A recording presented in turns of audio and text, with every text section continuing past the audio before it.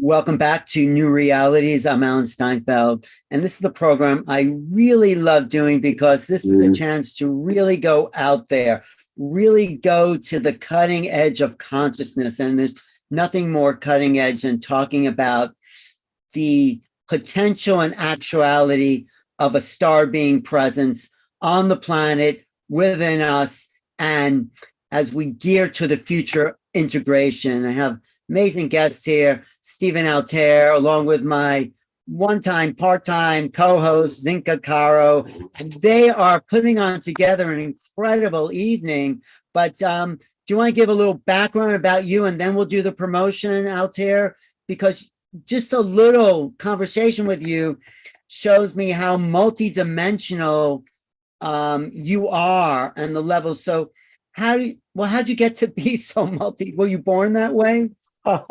Yeah, well, first of all, it's an absolute humble blessing to be sitting in your presence, Alan. I mean, I want to thank everybody who's listening. If you're listening to us, you are star beings, right? That is the whole purpose of this. Alan and I, as Zinka, are here to remind you that you are tapping into that potential right now.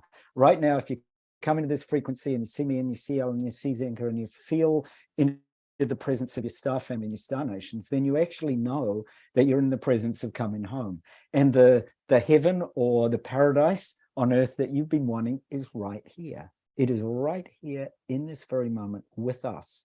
So I really welcome you, all of you, Lyrans, Arcturans, Pleiadians, Vegans, all of you from all aspects, Syrians. I was giving a talk this morning on Vivaya about Sirius, and we had 20 wonderful beings from Sirius there with us.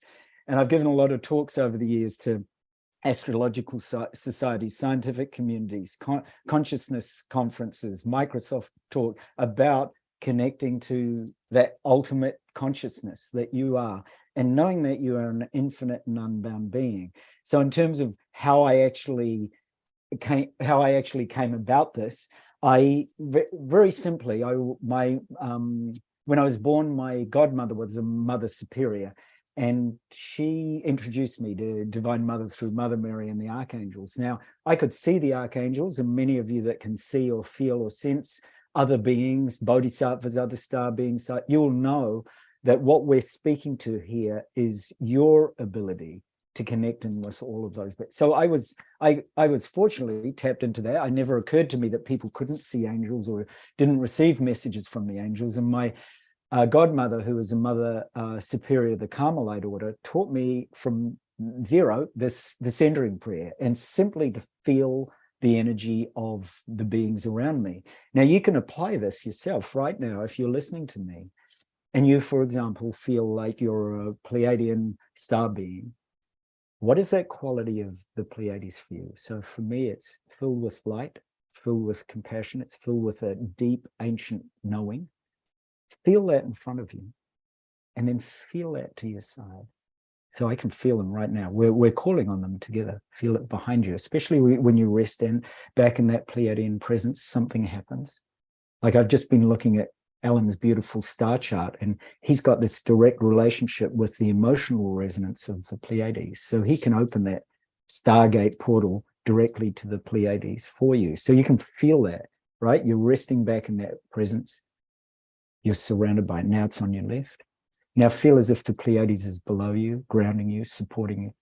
And then as you breathe in, draw that energy up through your feet, through your root chakra, through your sacral navel, up through your heart, up through your throat, into your brain, up through your body, and then keep going.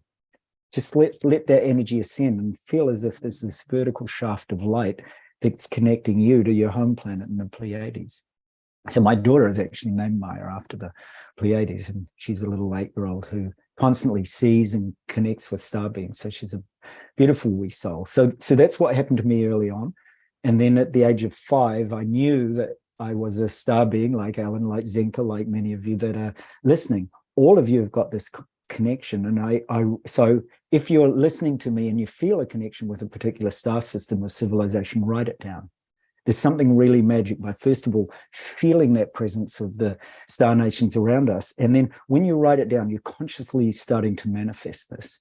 So write it down, write down any keyword. So for example, if we're still going with the Pleiades, there might be a light ephemeral essence, or you might feel quite transparent, or you might even feel that you've got connections with the pure realms or multidimensional realms. So if that's coming up for you, write that down. If you're got a serious connection, you might feel a strong connection to dolphins or an ancient knowing, or you might feel as if you're really opening to DNA codes or access to other kind of portals. Some of you will feel the Akashic records are opening up to you. So there's all these triggers that happen, just like if you were to go to, a school, a mystery school, and somebody said to you, they said, you are a healer from Sirius. You've been brought here, or you've had a past life in the Roman times where you were persecuted for your beliefs, right? As soon as I say those things, they're going to trigger certain memories in you.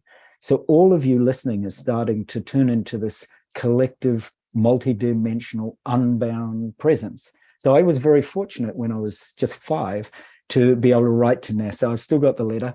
And I said, I want to be out of this. I want to go and visit Alpha Centauri and Sirius, and then Alcyone and the Pleiades, and I want to go and visit the Orion. And they wrote back and they said, well, we haven't actually developed those craft yet, but you're most welcome to join us when you're 18.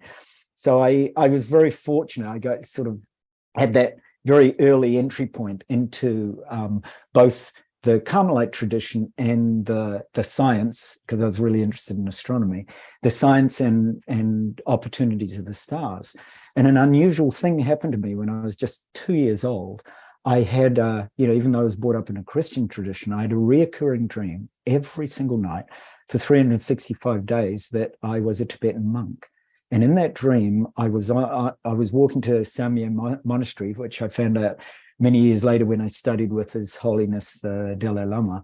And I was walking to Samye Monastery, and I actually died in one of the invasions. And we've got lots of star beings coming to join us. I had lots of blue light flashing all around my room as we're speaking. So if you're starting to see lights or starting to tune into frequencies of past lives, then that's going to be because we're actually bringing that present in your awareness right now. So there was this amazing opportunity I had as a 2-year-old to tap into this past life as a Tibetan monk. I died in 1959. When I died, I actually perceived the primordial sound and light. So I heard this enormous oh as I fell into the light. I still remember it as clear as if it was right now. And that opened me to, in fact, neuroscience, because they took me into a hospital. My dad and mum thought I had epilepsy, and they did loads and loads of tests on my brain and my body. They thought something was wrong because I was awakening after dying every single night for 365 days in a row.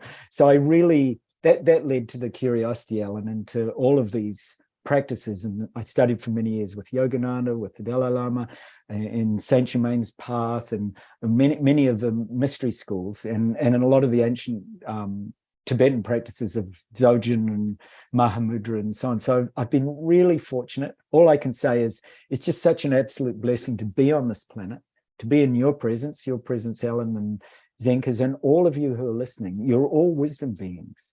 And that's what we're tapping into together, is this absolutely boundless wisdom that we have as a planet. It is absolutely remarkable. Imagine if instead of having a $738 billion budget to spend on the military, if we spent it on star consciousness, we could do the most amazing things with our planet. And that's where we're headed, because I think there's a much greater shift, thanks to Alan and Alan's new book, Making Contact, and all the things that you're alerting our consciousness to, Alan. You're waking us up, and that's what our planet needs. Goodness gracious, if we could just stop spending money on all the wrong things, we could spend it on all the right things and actually help liberate this world a lot sooner. This is fascinating, because it's exactly the things I've been studying for the last 20 or more years. And what I'm discovering now is something in remote viewing. I've been teaching remote viewing for Zinka's course, LightNet. And there's something that no one talks about, which I call the imaginal cognition. the imaginal realms, which is a real realm that no one understands as an application of consciousness. People say, oh, it's all consciousness. I say, what's the application of consciousness? So this creative cognition that is coming in from star being knowledge is what human beings have yet to cognize, and therefore they don't recognize it. So what you're bringing in is the cognition of the connections to these realms that are infusing within our DNA and activating the consciousness. As you speak about it, it's turning on the lights inside the neural networks that make it a cognitive factor. Do you know what I mean? Absolutely, 100%. And I think what science is showing us, for example, the unified fields of physics and the unified fields of neuroscience, they're both starting to point to exactly the same thing. And that is that the beautiful things that you've been talking about for the last 20 years are now being borne out in science, quantum physics and neuroscience. And one of the things that I'm very aware of, is that more and more scientists and luminary beings on our planet, which also includes all of you, are actually speaking to the power of this. For example, there's a wonderful neuroscientist and Stanford professor, William Huberman, who has a podcast with many millions of viewers, where he talks about the relevance of meditation for shifts in the brain. And then he goes into this wonderful practice, which he says he's researching. And I was listening to him the other day, where he speaks about the fact that he's discovered that when we go out into the consciousness beyond the planet, that there is this subtle and very powerful shift in our brain, because we suddenly recognize and have an awareness of what's beyond the body. And so he's researching exactly that at the moment. And I'm very aware that Stephen Greer in his practices uses the same kind of metaphor about going out to let the civilizations know we're here. I mean, it's the same thing, that what you bring awareness to is where your attention is. Well, if you look at the work of Kit Green and Gary Nolan about the increased activity in the hippocampus, that the putnam and the curum, I think these two parts of the brain have more connectivity in remote viewers and in contactees, which make them more creative, more open to duality, to polarities, to paradoxes. It makes them, so there's that thinking in the abstract that is awakening this kind of star being connection, because it's outside the normal way of thinking. So, right? Do you follow? Yeah, absolutely. It is. And our brains, as we're well aware through the different brain waves. So I've had this good fortune, Alan, of being tested in labs in both USA and Japan. And I've had work that I did with labs in Japan published in science and engineering conferences. So when people say to me, oh, well, all this thing you're doing about, star beings and connection, isn't that just all the imagination? I said, I've actually been tested in labs in Japan and published on the high gamma and high theta energies in the brain. The scientists described me as being on DMT 24/7. They said, your brain looks like it's actually in the Schumann resonance and on that high theta, high gamma frequency 24/7. I said, yeah, it looks like that. If I close my eyes, it's bright, light appears all the time. I see beings. It's just an awareness and a frequency that you're attuned to, Ella and Zenka, and that all of you listening are also attuned to. You're even realizing when Alan speaks, you start to tune into a different frequency and opportunity. This is the power of the word, and the way that the word can trigger the neurons in the brain, and the way that you can activate the brain mechanisms. The Japanese have a word called kotodama, which means the sacred power inherent in all words.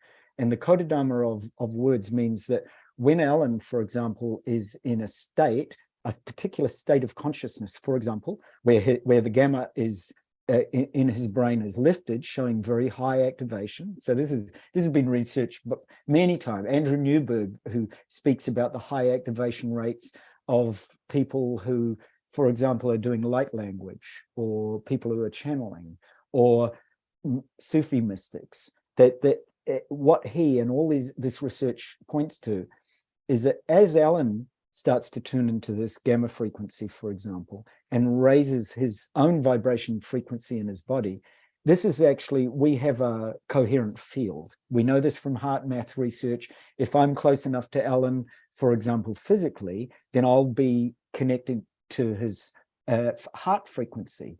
But equally, if Alan is in a particular state and uses words in a particular code in a particular way, all of you listening are suddenly, that same frequency will start to activate in your brain. You'll say, oh, wow, Alan's guided me into this particular practice. Now I'm starting to feel that same energization, or I'm starting to, connect in with those star fields. So, and I'm hoping later we can do some brief practices, because one of the things that I've worked with for, many, many years is the torus field.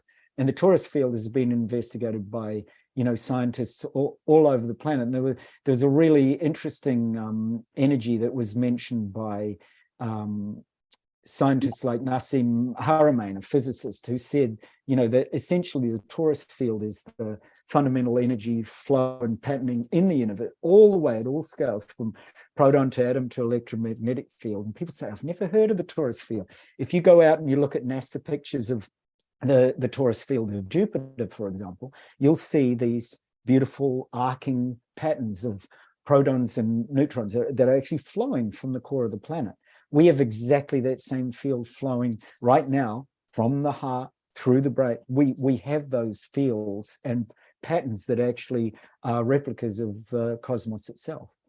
Sim says everything is a torus field because everything has a black hole in the center of us. That's what keeps our heart beating, is like the black hole right in the center of our chest here. But everything has this double toroidal form that is the flow of life force energy. But wait, before we go further, let's bring Zinka into this conversation, because Zinka Caro is a good friend. She's a genius in her own right, because she wants to bring, I think, a university of making contact to the world. LightNet is a university of cosmic proportions that people, it will be the education of the future. And we're setting the groundwork here with everything she's proposing. But you're also, Zinka, producing 4 days at Altair. So you want to talk about that to the audience? And because I love everything you're saying, and 4 days of this is just going to be supercharged.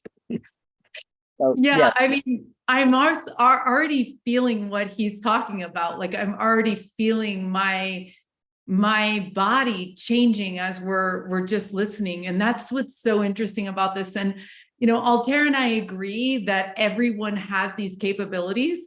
We're all a piece of the whole. And so we naturally have this. And it's just a matter of getting in there and doing some of these practices where you go, oh, I get it. And there you go.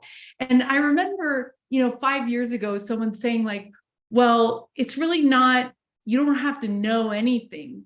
You just have to be able to tap into the knowing that's already there. And I was like, that is bizarre, because for me, it was like, look in books, study, and then you'll gradually go up from there. Like, well, you'll add this knowledge, this not. I mean, this is a total paradigm shift in this understanding that we all just can connect right in. And that's what these famous scientists keep telling me, like, oh, Dean Radin, like, oh, well, I know if I get the equation or the problem in my dream, I know that it's right.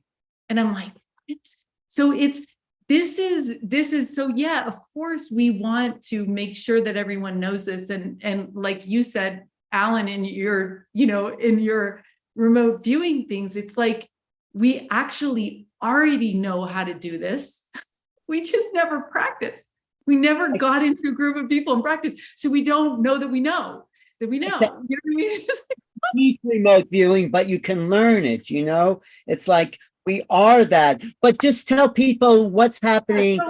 So what's happening is that Altair said, yes, let's do this. You know, we'd been making contact with groups of 8 and 12, and he's like, well, let's just do 100 at a time and do a massive experiment, global experiment on Zoom, and let's invite people into this. And he's like, I've done this before, I know it works. And so he's got, I mean, the schedule, if you look at it, every 45 minutes, 20 minutes, there's a new practice. And this is Hopi practices, Vedic practices, yogic practices. I mean, we're all bringing crystals, we're bringing smells, we're bringing sounds, we're bringing pictures, so that once you get there, you can get back there, because you're going to have all this enhanced environment.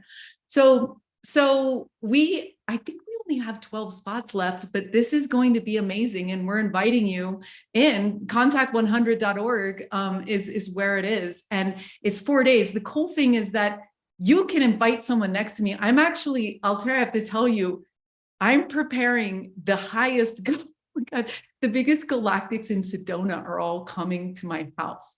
So they're coming in from different cities. I'm just texting them. They're like, I'm so excited.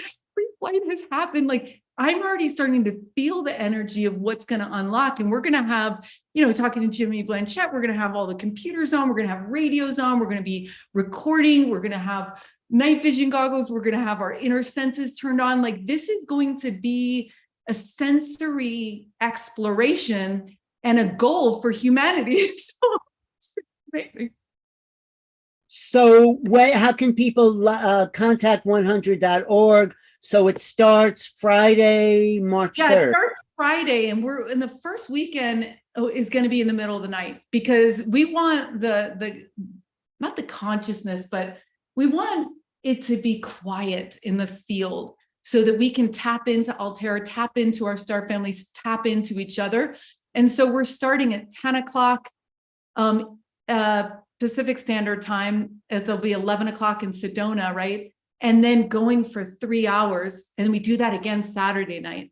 And then we get together the next weekend. We're going to be practicing during the week. We're getting together the next weekend during the day in the afternoon. It'll be night for some people as well. And we're unpacking, and we'll be kind of a family. So you'll make these friends forever, because we'll have gone through this together. And like I said, you can have your spouse or your child or whatever right next to you during it, so that they can also experience it. So Altair, you've done this before, where you downloaded 4 days of super initiatory knowledge to people. And what's been the result of this? What's happened? What do you feel? Sure. Well, I'll give you examples of what's happened in the past. So, like you, I've been doing these practices since the late 80s. So, and I work with. So I'll give you an experience of a couple of my friends and some large groups. When we first met, I had a good friend who was, we'll call him Steve. Everybody's called Steve. Who's all these star. He was a professional Aussie Rules footballer, and he had no interest in star beings. And then lo and behold, he went home to one of his vacation places, and he had a download from a Pleiadian system. And for 3 days, he said he couldn't get up. We knew he was away, but we just presumed, he used to go on retreat like that to these places for a few days. And when he came back, his hair had changed to shock white, and his eyes had shifted color to blue. They were previously black. Now, I knew it. If you knew him and you saw that radical shift, you would know something undeniably had happened.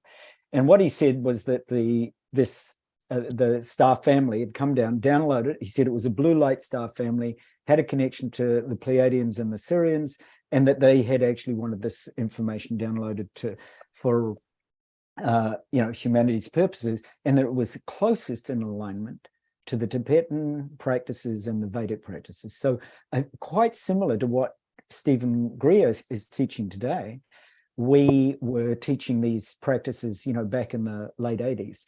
So what we would do is we'd teach people these practices. So I'll describe them in brief so that some of you can kind of get your appetite whetted for this. Is that we would, to begin with, we would work with ritual and ceremony and actually connect people to the torus field and their star consciousness through particular types of meditation.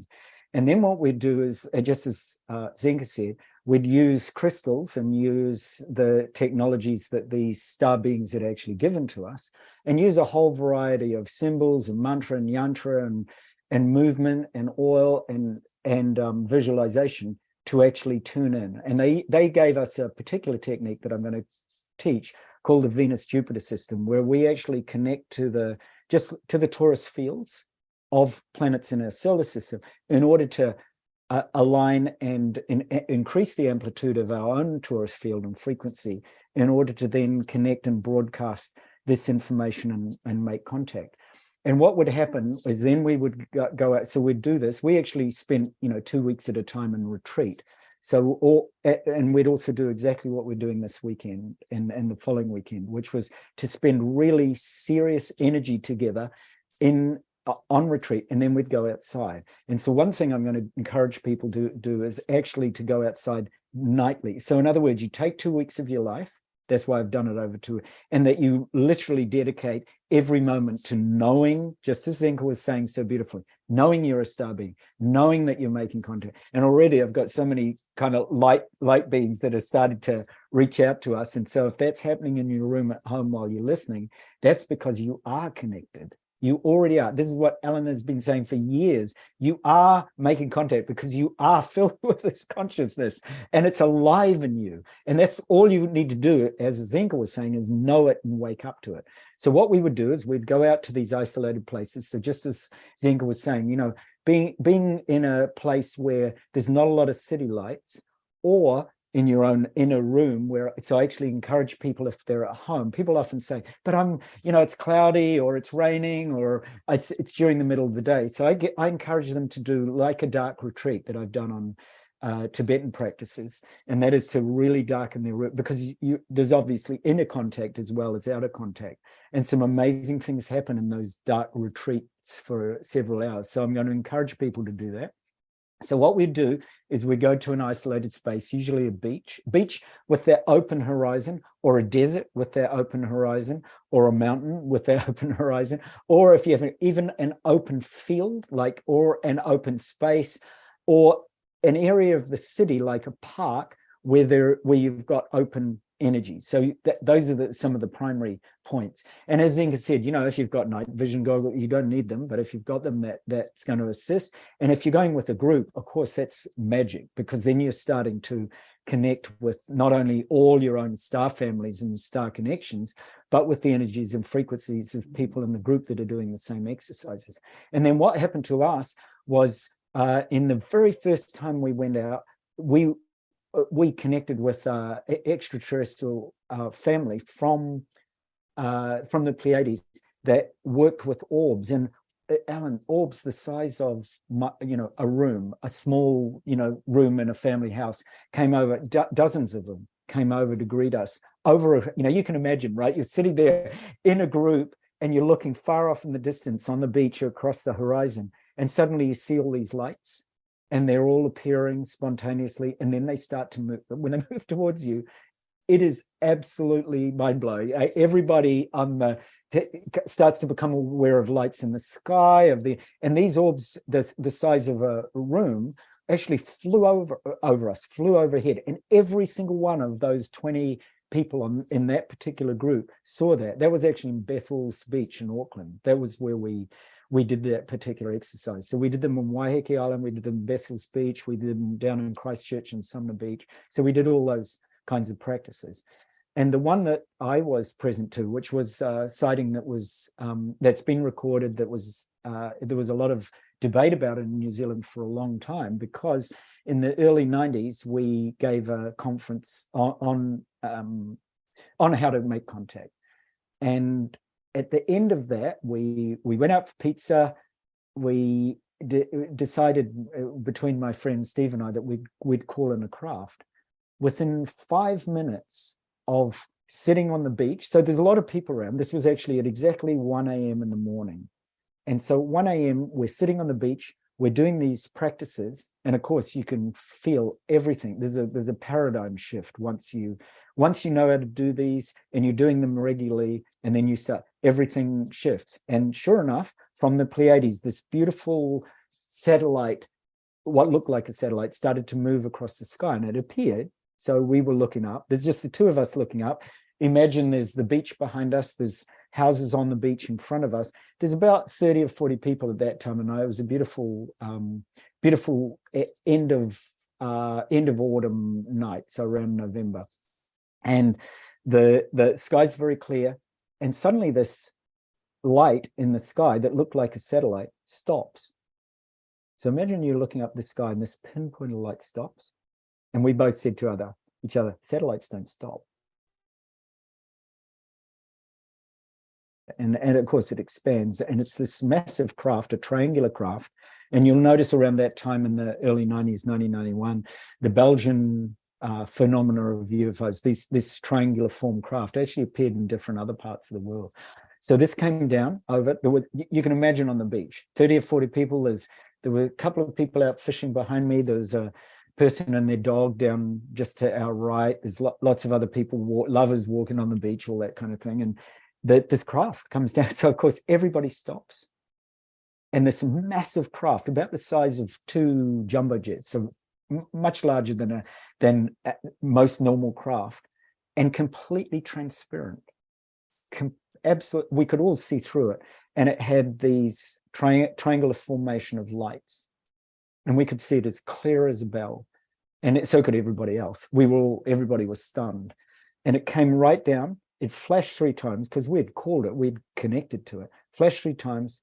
And then at the speed, you can imagine it's gone from a standing start, and then it just starts to move, and they go like this, out, just gone. Now, that's not the end of it, because what actually we didn't know was about 40 kilometers away in another part of the peninsula down in Christchurch, there were 4 young teenagers who were actually they were on top of a flat roofed house and having a, graduation party or whatever else they were doing. And they saw the craft came over their house and stopped, and the point blank stop over there.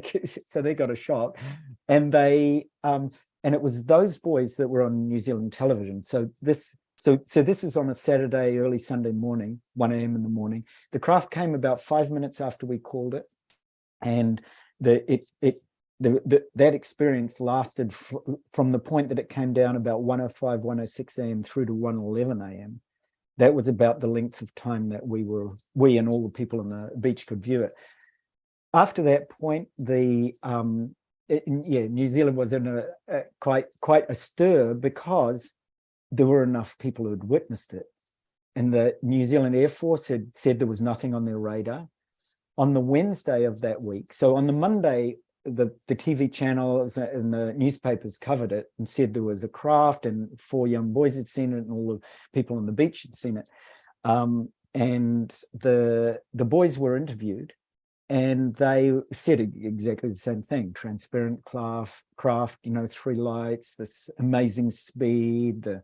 They knew it couldn't be an Earth craft because it was too big, and we don't have transparent crafts. At that point, we certainly didn't. So this went all over New Zealand. So then on Wednesday, the US Air Force flew in 2 jets and a whole raft of scientists, and all over Sumner Town, there were notices saying $500 reward for any information, any disclosure. See, we agreed a little bit. Any disclosure related to, the contact. And my friend and I didn't say anything because we knew that we didn't want to be on anybody's file, and that's a reality. So but there were many, many reports given that were classified, again, all classified information. So even as recently as 2 months ago, a friend of mine was a wonderful friend who's a primary school teacher in New Zealand, in Christchurch. She went along to a party, and she was talking to some people about this famous event. And the people was going, oh, yeah, but isn't that all folklore? That didn't really happen. And then one of the people at the party spoke up and stood up and said, no, your friend Altair, he, speaking the 100% truth, he said, I was on that beach. And he said, I saw everything. He said, to this day, I've never seen any technology that moves that fast and is transparent and has that kind of access point to the stars. He said, I saw it all. So what happened, so using those techniques, about 2 weeks later, Alan, I was in so there were two other really cool events that happened after that. Is that I was on a beach with some friends who knew this had happened, and I was running a company at the time, so I was a company director, and they were making fun of me, saying, oh, call the craft, you can and I said, well, what would be a good test?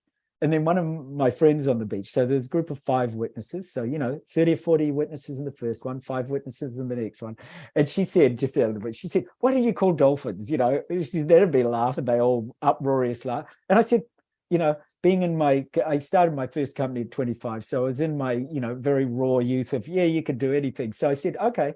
So I sat down in all pure innocence. And Alan, I did the same torus field, but this time I connected to the ocean rather than to the starcraft. And remembering that I'd been practicing this for a number of years, plus I knew that feeling, and I know when that knowing arises.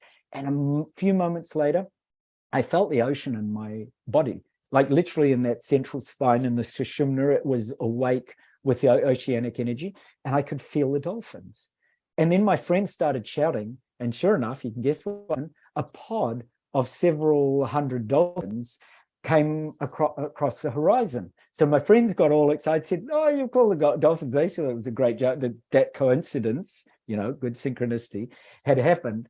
And what actually happened blew them out of the ocean even more, because 3 dolphins right out there, you can imagine about 300 meters out to sea or more, the 3 dolphins peeled off, and I'm sitting right here on the beach. The 3 dolphins peeled off and came straight in to the, there was no doubt. They were making a beeline for exactly that. And they just stopped and they circled around it was an ocean beach on Kaikoura, so very deep water.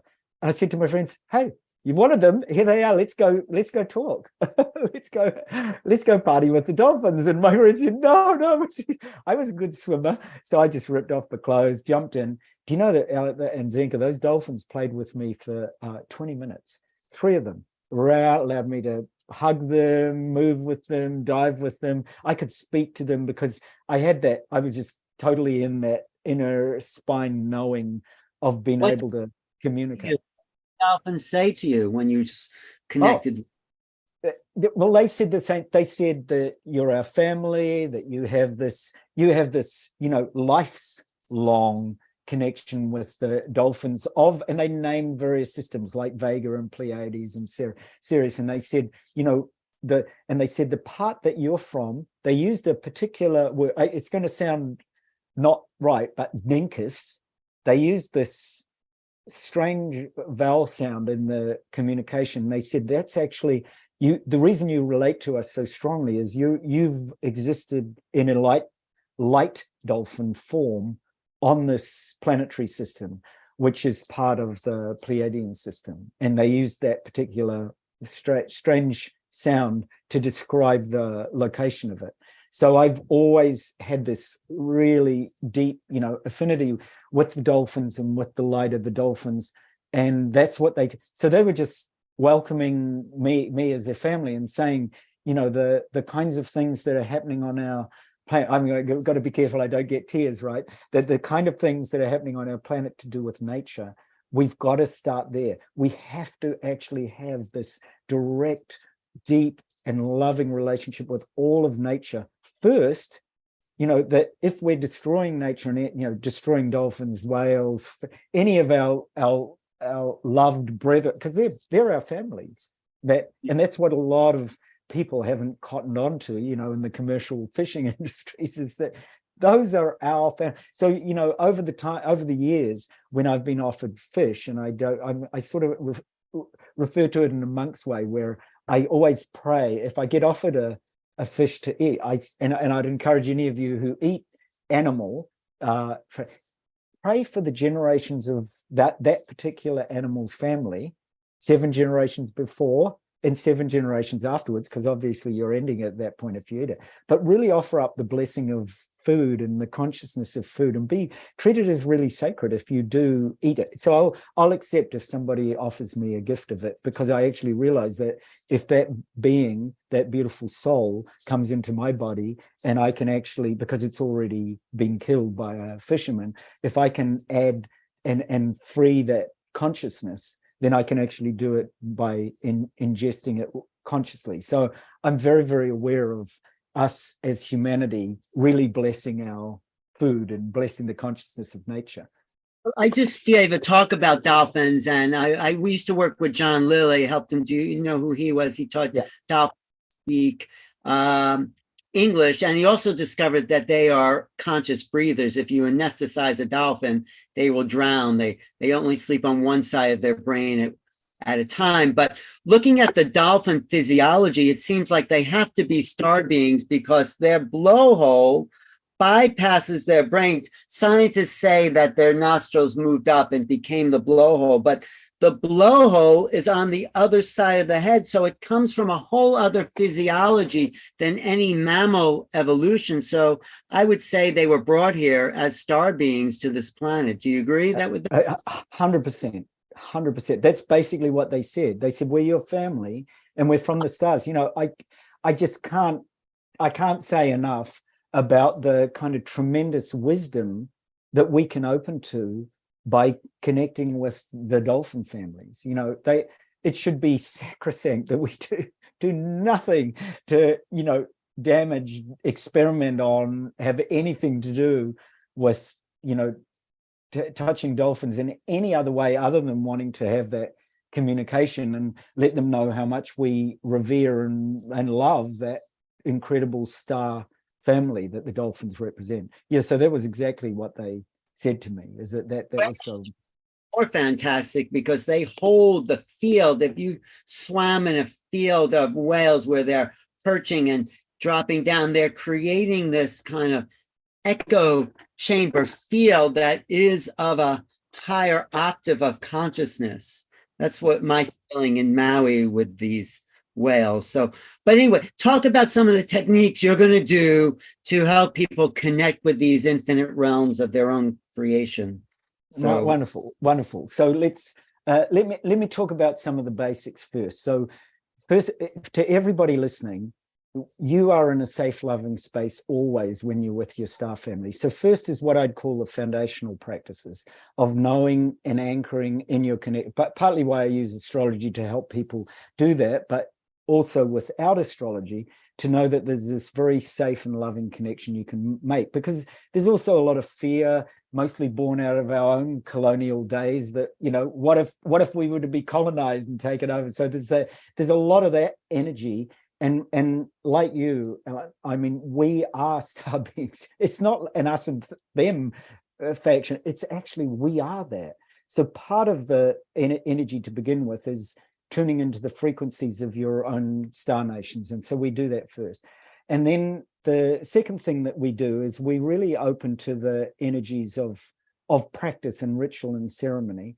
So I use a variety of practices like integrating what I call integrating the star goddess, which is an 8-direction light practice. So I help them to touch into their energy and their connection with the home planet. So that's a very felt sense. Then I go into the Torah, creating temples of light, particularly using the form of the pyramid, which is, you know, as we know from even the ancient Egyptian days. So for those of you who are connecting or have connected to ancient Egyptian past lives, you'll know that the ancient Egyptians created that pyramid of Giza with a shaft that opened directly to the Queen's chamber and the King's chamber in alignment with Sirius. So there is a deep and ancient knowing that has existed and I help. In fact, the practice that I'll do with all of you listening now is in a little later, whenever we're ready, is actually this, is to create a soul pyramid and then to use the ascension process and the Taurus energy to connect with your star nation. So we do that. We do a lot of lucid dreaming practice. So I like people to take their experience also into lucid dream. I'm an avid lucid dreamer. I use lucid dreams to connect directly with the star nations. I'm part of a group that runs Global Visionary Dream Circles. So we co-founded it some time ago, and we work with the Achua dream people of the Amazon who actually do this consciously. They connect with so they have stories in their amongst their own peoples of the woman that connect to the Pleiades in the dream gardens. So there's just the most exquisite wisdom through the indigenous peoples of our planet that already know this, and they already have this embedded in their DNA. And in fact, I was fortunate to work with Dr. Masaru Emoto, the water molecule in Japan, and helped him with reaching out in terms of education to schools and bringing that knowing. And as a result, he introduced me to the Hopi peoples, and they introduced me to all their dream shamanism and also their the work with animal totems. So it was really incredibly beautiful. So, yeah, no, I knew Emoto because I brought him to New York to produce that water conference when that film just came out, What the Bleep, and he kind of burst on the scene. But I was the first to really promote him in New York, and people were just blown away that thoughts are things. And Zinka does those experiments every day where she yells at a jar of rice just to see what its reaction.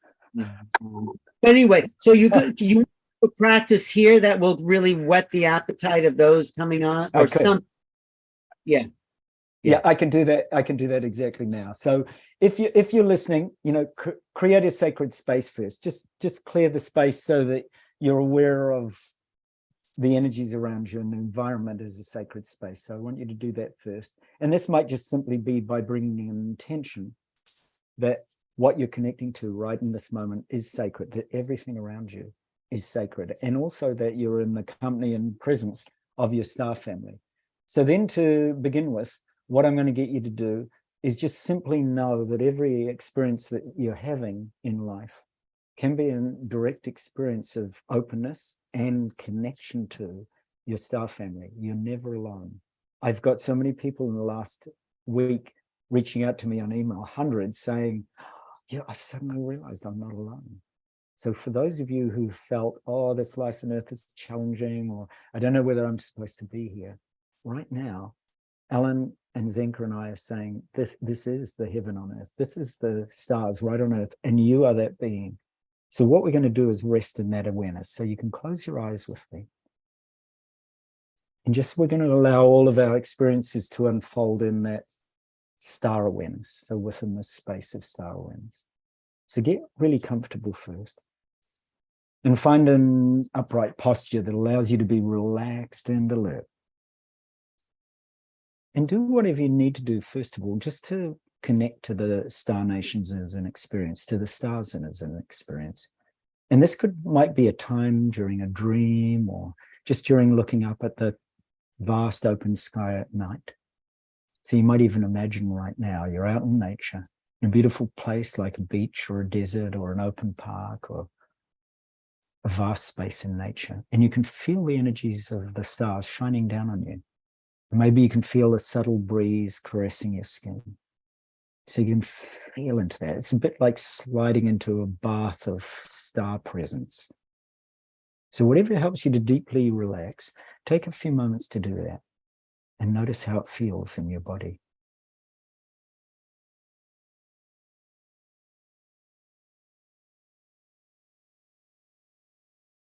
And equally open up to the fact that all of us here, open your heart to every single being. Just consider right this moment on Alan's show that we are actually all connected. So that we're doing this not just for ourselves, but for everybody's awakening, to help all beings recognize that they're star beings, and that they can recognize their own vast, boundless star awareness. So really connect with the open-heartedness of star nations and the power of your own heart as a star being. And then open up to the blessings of your star families.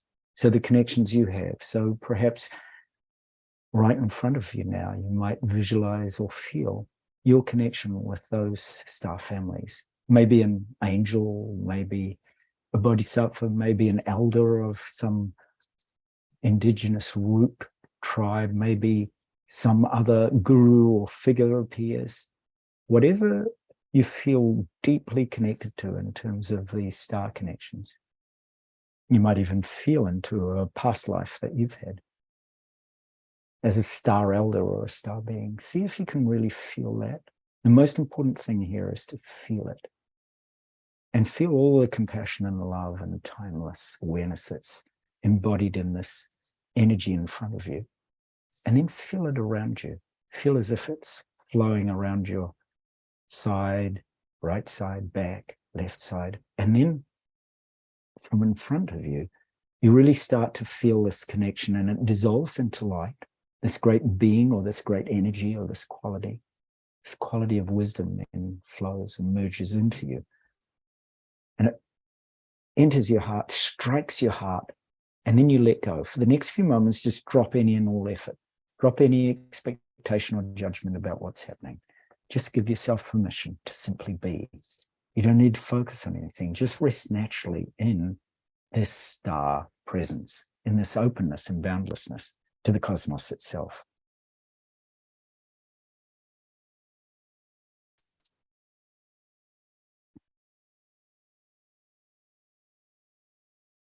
And then we're going to open to a very ancient alchemical star process that was known by the ancient beings in Egypt, was known by the astrologers and the priests and priestesses. So I want you to, now that you're sitting on top of a four-sided pyramid, and it's constructed in a particular way. There's one side of it is constructed in a way that's straight out in front of you, and the other side is straight out behind you.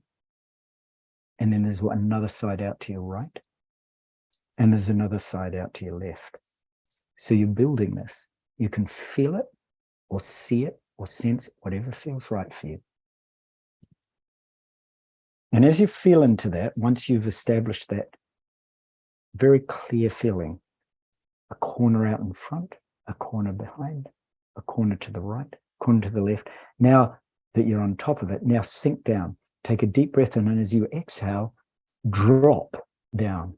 So I'm going to count, and then you're going to hit the bottom. 5, 4, 3, 2, 1. And you're sitting now inside the pyramid on the bottom.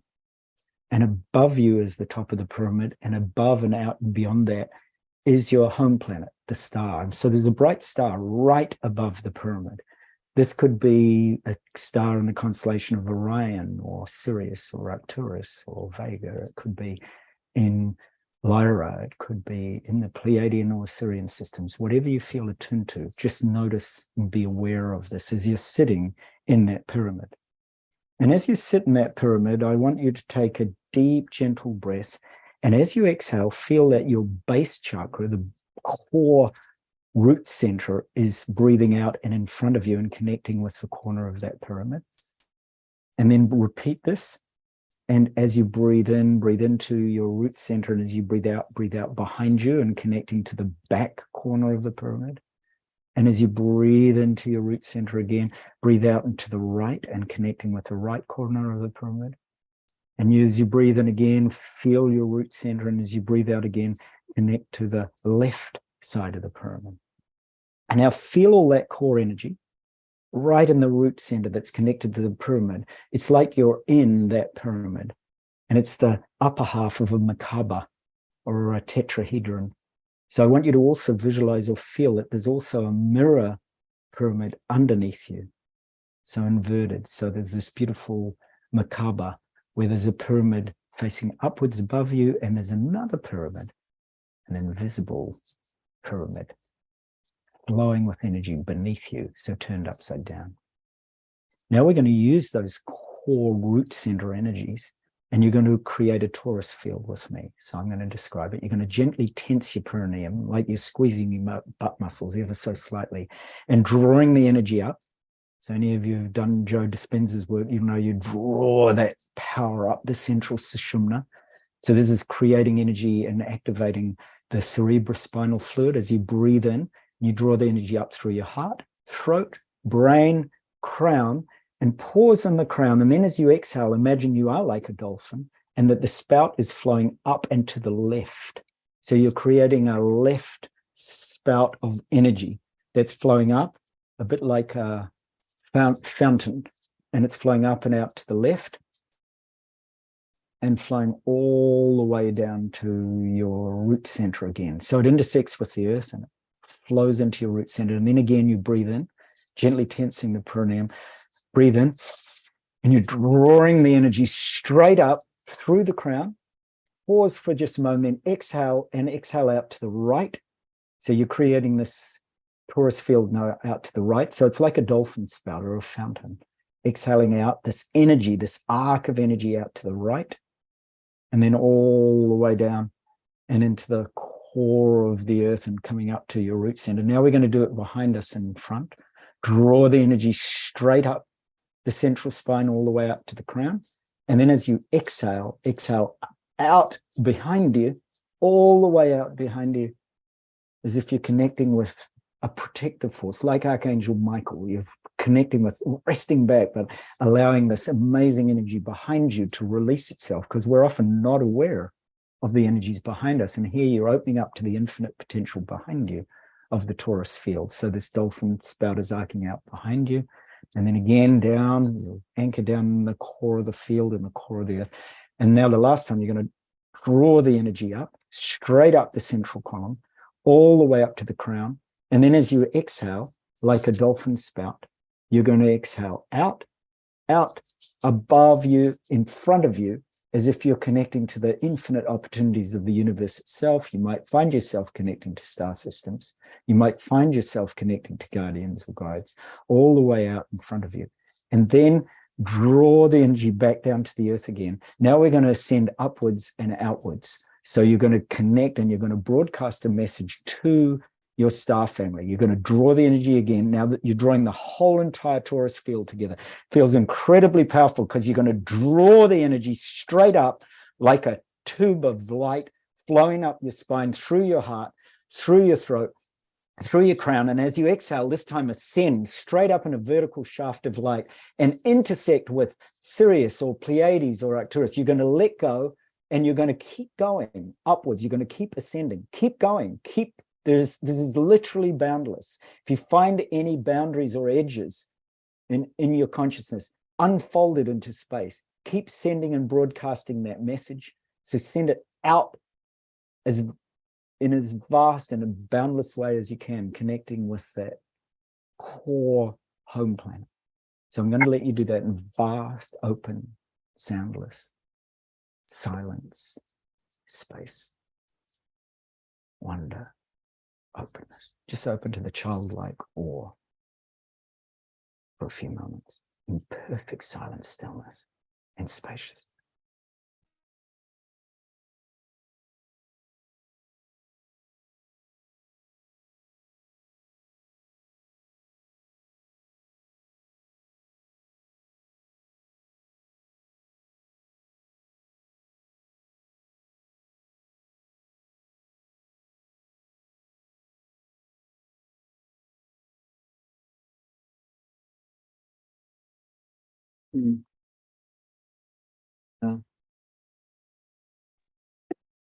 Should we stay out there in space?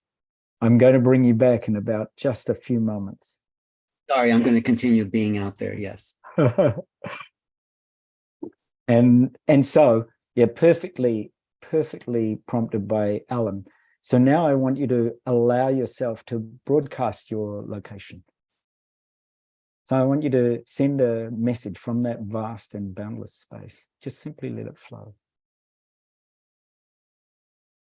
Allow yourself to deeply inhale and exhale. Feel the field that is unbounded and unlimited in space or time, permeated by the infinite light of consciousness that you are. You are infinite space, watching the breath. Feel this calmness, this light of consciousness that you now realize is infinite.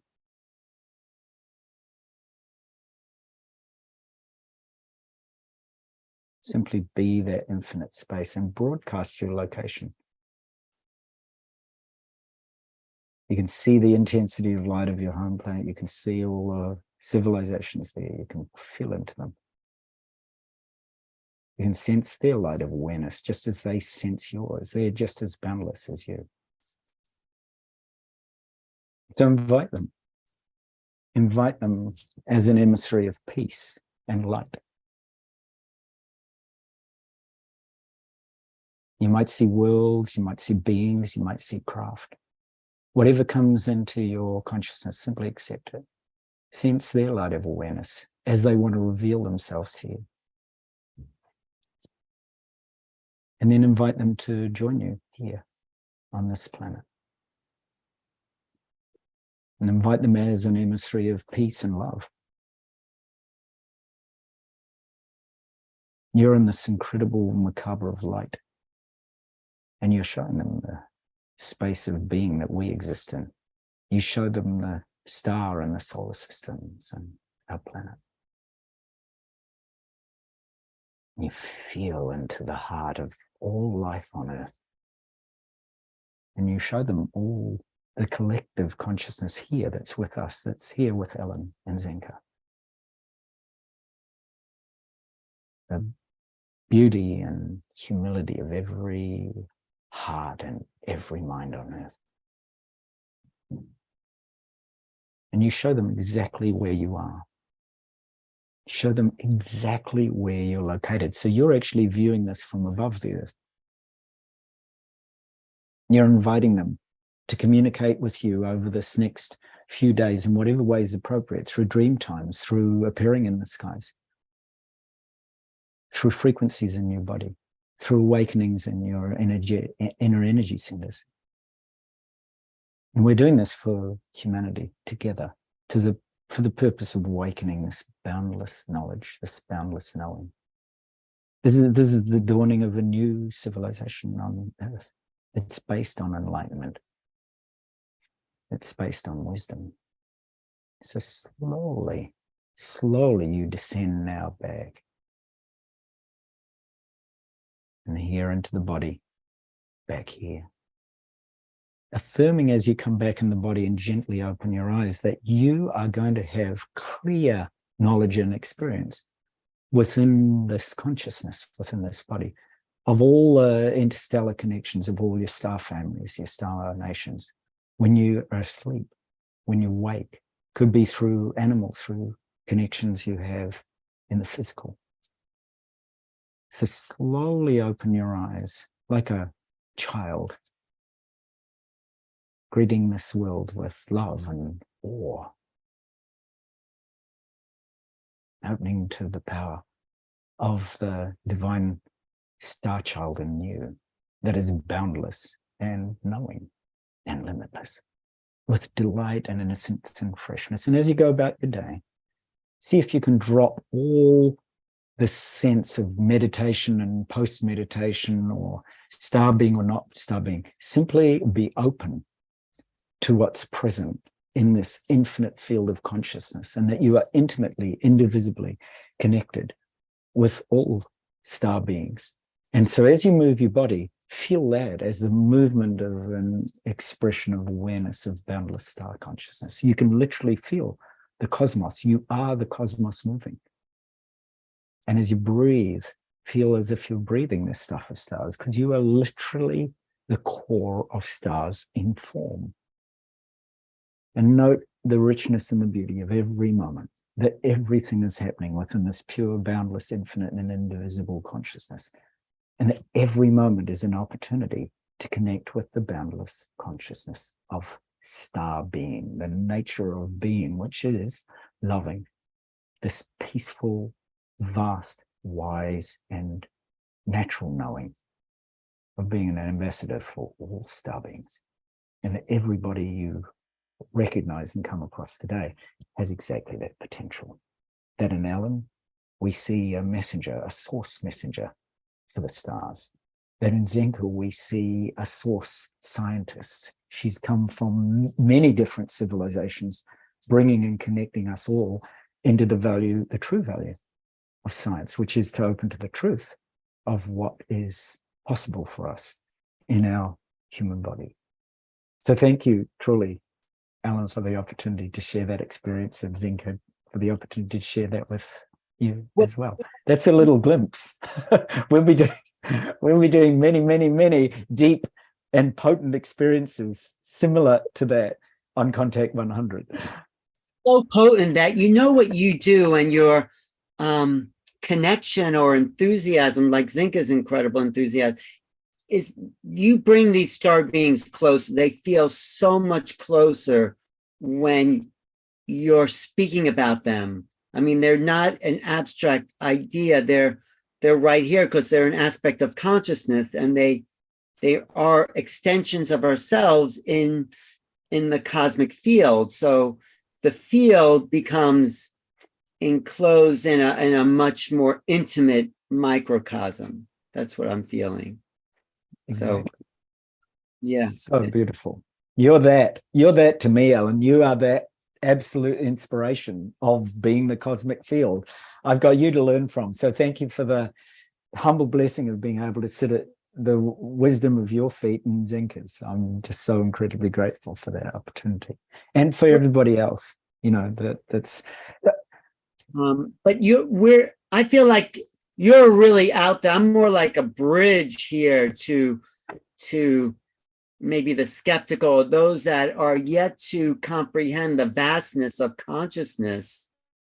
And you don't have time for that. You're just running and flying with the comets out there and the dolphins in space, and you're just zooming through star systems and sort of collecting them as a kind of librarian of star knowledge in a way. That's what it feels like.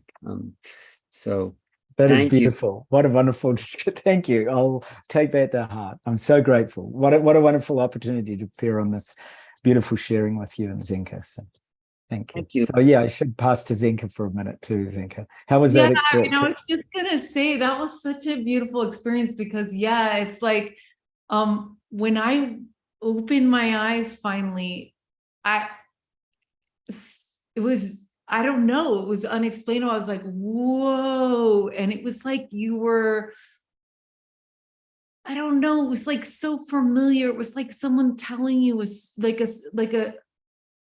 someone close to you telling, not like a bedtime story, but it was like this just like this very strange, beautiful moment of like not being able to sync up the realities and being like, I don't know what it was, but and so this is where you have to unpack all these things, you know what I mean? And it was so interesting as I had my eyes closed while I was up there, but I was like, my eyes were open to seeing what I saw and the beings that I saw. And I was like, wow, and curious and like listening, like, how is my body feeling and stuff like that. And it's just like, I just feel like we have this technology in our body. So it was cool for you to help me exercise that and to like really tap in.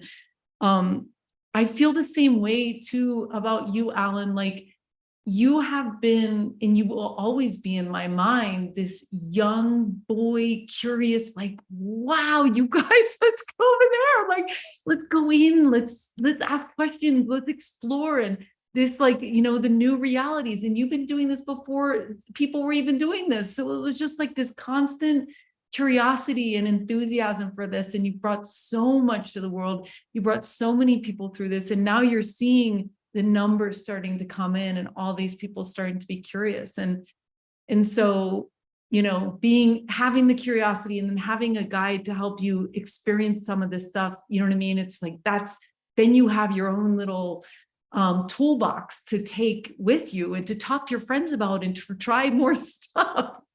Well, that's the thing about Altair, because he's been there. Some teacher said to me, you can't teach someone to ride a bicycle unless you know how to ride a bicycle.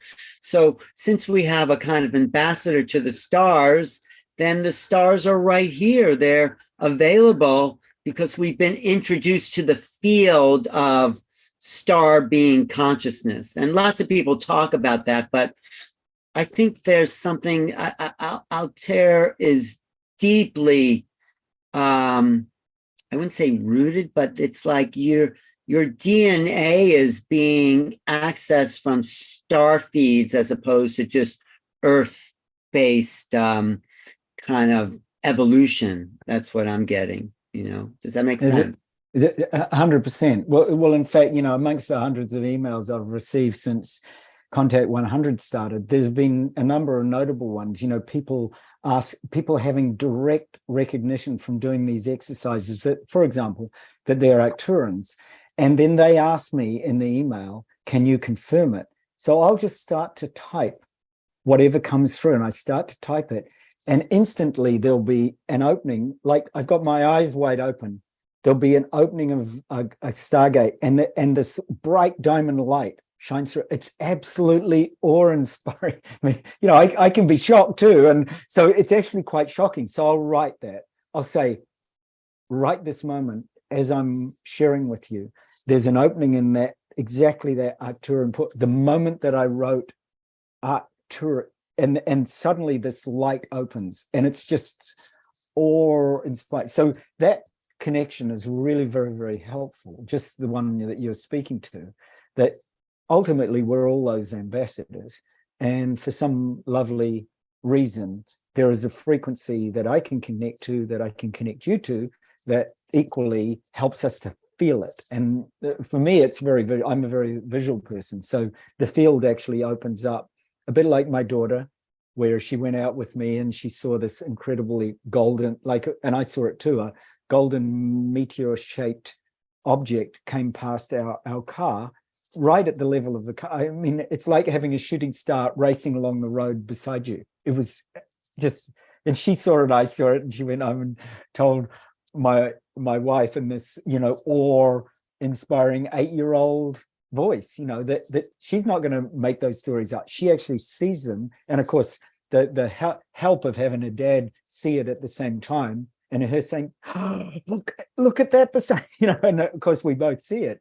It's really extraordinary. It was after doing some of these practices. So a little bit like what Zenka said, the more and more you actually start to make this your awareness, the more and more the most extraordinary things happen, far beyond whatever you imagine.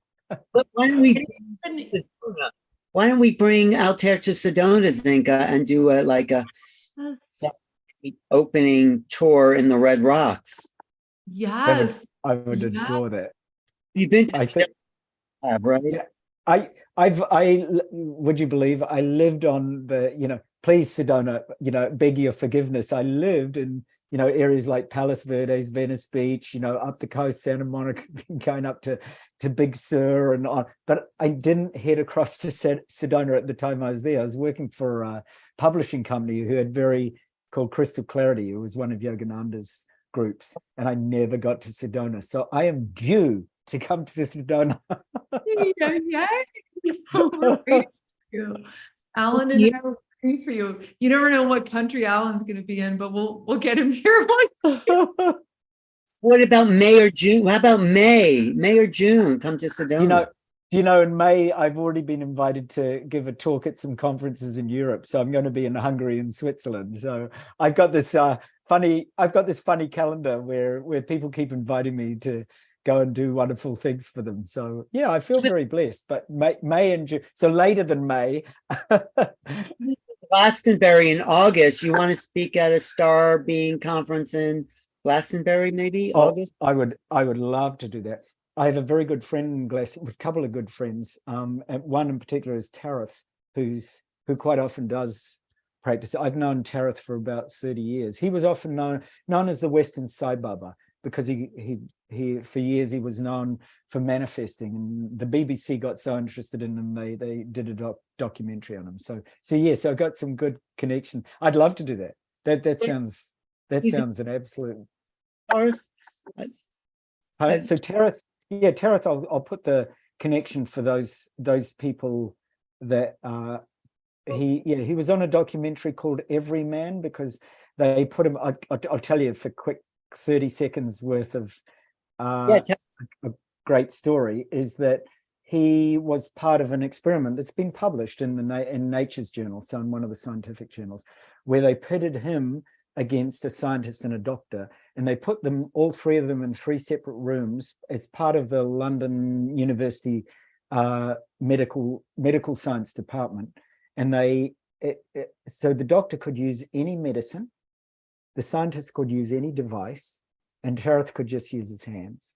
And what they did is they gave them all alfalfa seeds that had been sprouted and then poisoned with salt, so they were dead.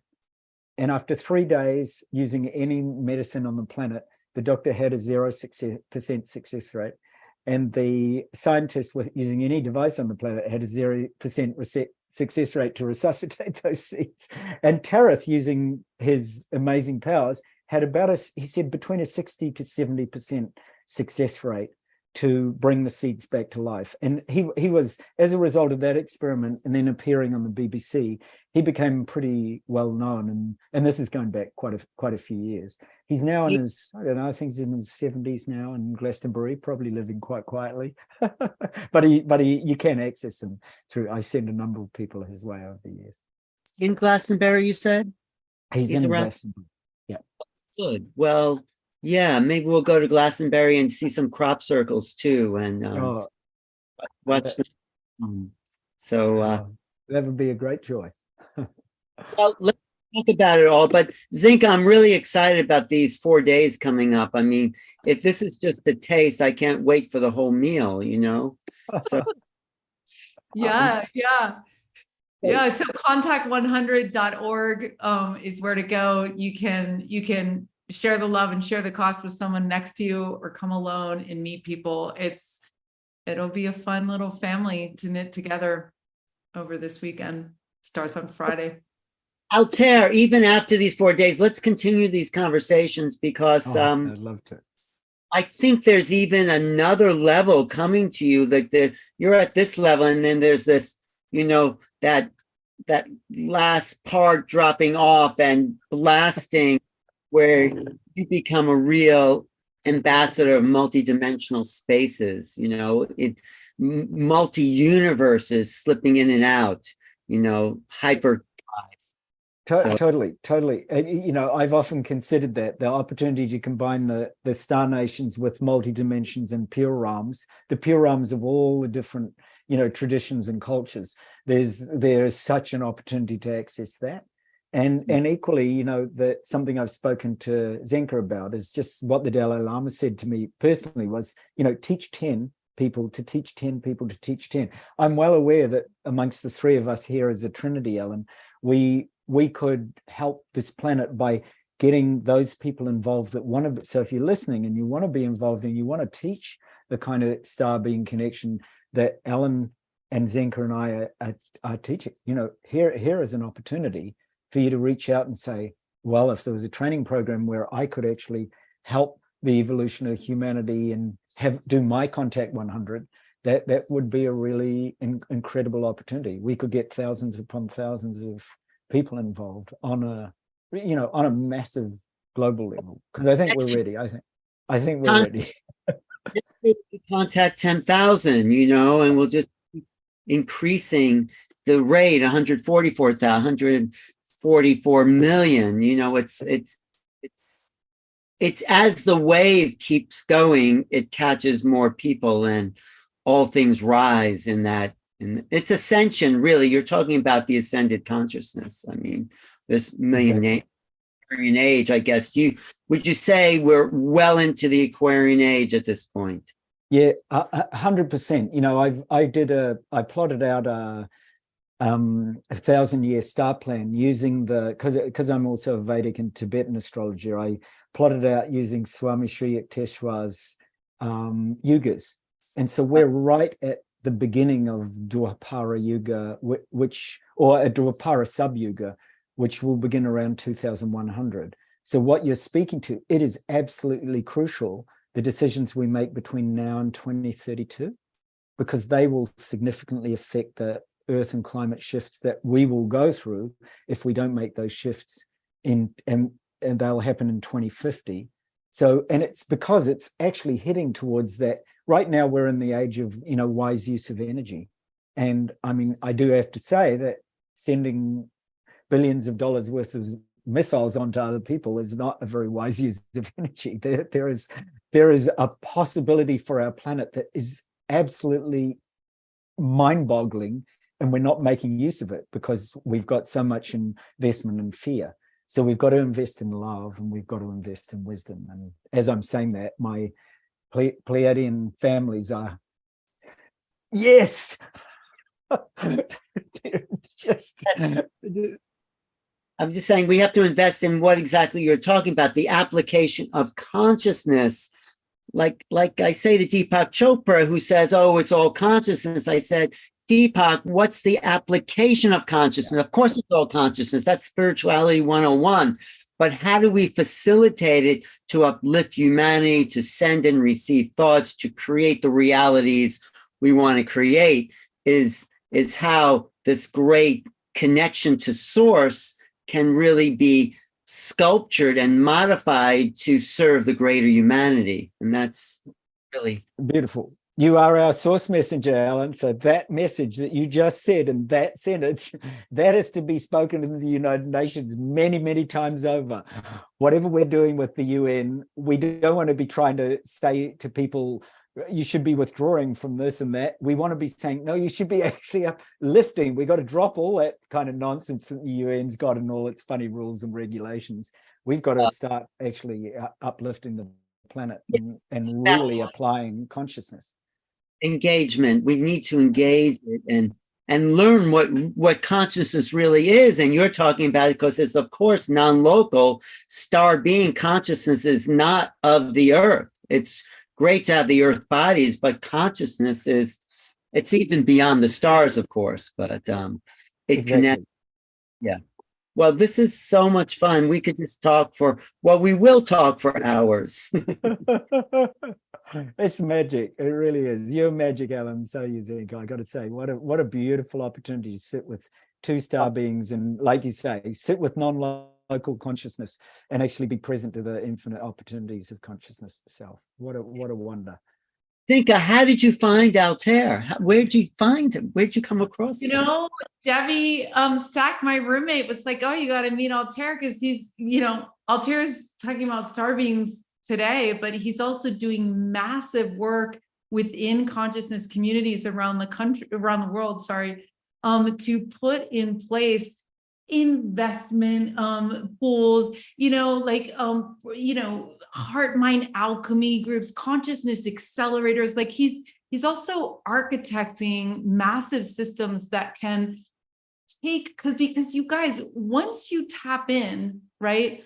Because once you tap into that, then not only can you teach other people, but then you can just create what you're here for, because what you're here to create is different from what I'm here to create. It's different. Everyone's creating something, right? And so that unlimitedness is in his being through and through, and everything he touches and puts his mind into. So he's a spiritual being, but he's also very practical, and he's also helping architect some of the systems that are going to really really scale really well soon, right now and soon. Well, Debbie, another month's rent there. Yeah. You're so funny. That is a true source messenger speaking. Practical applications, right? That's what the source, you actually make it practical. Yeah. I mean, that's so beautiful. If it's not practical, then it just dissolves into the kind of nothing. But if it's practical, it takes hold, it grows roots, it becomes the living embodiment of truth. That's what practicality does. So, that's what we're here to do, is really change the planet, because it's not just talk, it's application, it's doing something. So, and we have to talk about it too, but it's all that. But Altair, I look forward to more. And thanks for that incredible reading, because you put a lot of pieces together for me that I don't want to admit that I was doubting, but it's like, oh, I'm just in this thing alone with these great visions. And it's like you put it online for me. So that is beautiful. Well, you're that. You are that great vision, right? That's I think what you're realizing, that I know, and Zenka knows. And for all of you listening too, I mean, Ellen is a mighty being. So I just got to say, what an absolute honor to be here with you and making contact. Yeah. And I just want to say real quick, if you want to find Altair's website, it's altairlove.com. So altairlove.com, and that's where you can find his work. So yeah. And where are you originally from, Altair? What's your home base? I'm in Japan at the moment. I'm of Maori, Hawaiian, Jamaican roots. And I was born in New Zealand. So I herald from that little Emerald Isle, the other Emerald Isle down the bottom near the penguins. So I've had, the luxury of being brought up in lots of nature, but with lots of, indigenous roots. So I'm especially just a shout out to all the ancient wisdom traditions and all the indigenous elders of this world who actually know and are applying everything that you're speaking to, Alan. What we are in good hands when we really put our hands on the earth and we revere Mother Nature first, and then raise them to the skies and revere the stars and put them on each other's hearts and revere each other. It's like there's some pretty simple things we can do. So this is to all of you out here. I want my hand on your heart and your heart on my, or your hand on my heart. So thank you. Cool. Thank you. Are people in Japan open to this? Are you finding like you're lifting the field in Japan? Yeah, for sure. I'm well aware that Japan has a lot of bridges to cross, especially in terms of dolphins and whales and other things. So, and which a lot of our average Japanese person is very sensitive to. So, and equally, they have such a rich and deep culture from the Shinto and Buddhist traditions that speaks to the power of compassion. In fact, a few years ago, there was a movement to get Kannon or Kuan Yin, the goddess of compassion, made as the goddess of all Japan, which I think would be fantastic. So the Japanese folk that I'm that I'm friends and that I do have some groups that I guide and teach in Japan, and they're beautiful beings. They're very, very open to. There's a lot of power in Japan, especially when I get in meditation groups and I'm starting to teach 20 or 30 people about meditation, and somebody will put out their hands always and say, you do know that Zen's from Japan. Like we know this stuff. Of course, it's like many things. You know it, but you don't practice it. But it's really, there's such a powerful ancient tradition in Japan that I love. And I'm really near all these temples because I'm out in the country near Narita Airport. And just going to sit in some of the temples of Kannon, of the goddess, it's just you feel like you're in heaven on earth because they've been built, they've got a 1,500 years of tradition of monks or nuns sitting in those temples. And when you go there and you sit in the same places, you really feel it. So Japan's a mighty beautiful country that I love deeply, and great food. Married to a woman? Are you?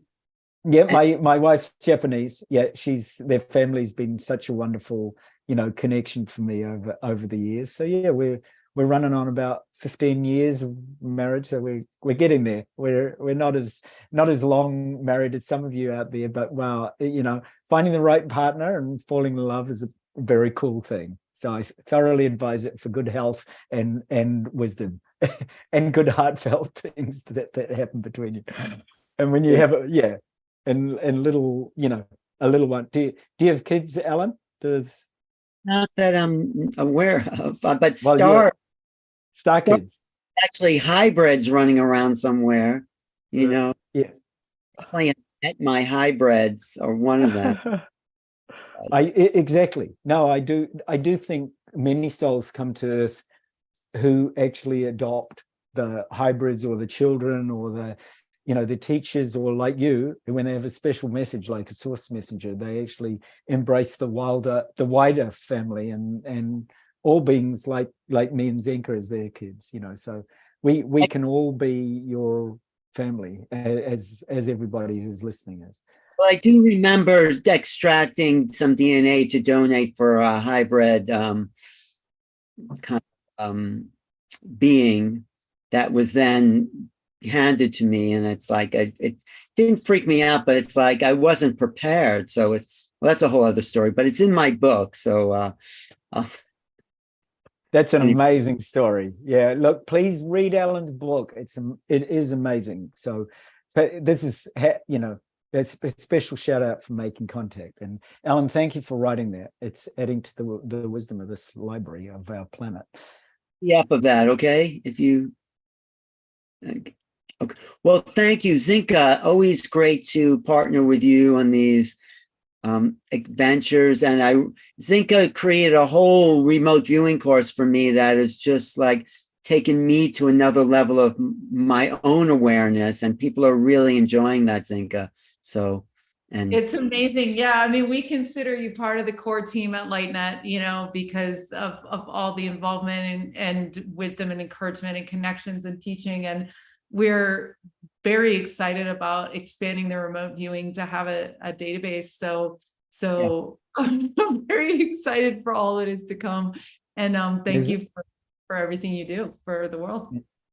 We're a partnership, all of us here. We are connecting the dots as the dots we're connecting with our intent with each other. And I think the world is going to go through this next phase, and it's going to be, people won't believe the joy that's possible in a real networking, alive humanity that is vitalized by its own creativity. That's why I feel. Agreed. Beautiful way to put it. Agreed. That is beautiful. And Zinka, you are amazing. I mean, you're making this connectivity, just as Ellen was saying, you're making the connectivity practical and making it possible for us to record the data that is actually a testament and proof for exactly the applications that we've been talking about for so long. So thank you. Yeah. Well, let's do it again. I look forward to this weekend. Everyone watching, come to contact100.com, right? Zinka, is that it? We're a nonprofit.org. Yep. Contact100.org. Come online 4 days with Altair, and you're guaranteed to make contact there. Guaranteed. Can we say that? I was testing last night. Literally, I was muscle testing with the pendulum with my 9-year-old son, and I was like, will 96% of the people in Contact 100 make contact? And my son's like 100%. 100%. Yeah. So it's like, yes, like this is possible. It's super possible. Everyone, it's in our nature. It's in our nature. And Altair's gonna remind you about that and point you there and point you there and point you there. And it's gonna be fun and easy. Exactly. Yep. Judging by the results already before I've even started of people saying that they had their first contact with a ship or a connection or a being in their dream or actually in their consciousness when they just be, you know, it's just beautiful. It's really amazing. It's really amazing what happens by bringing your awareness to that consciousness. You open to it. That's what the Stargate is.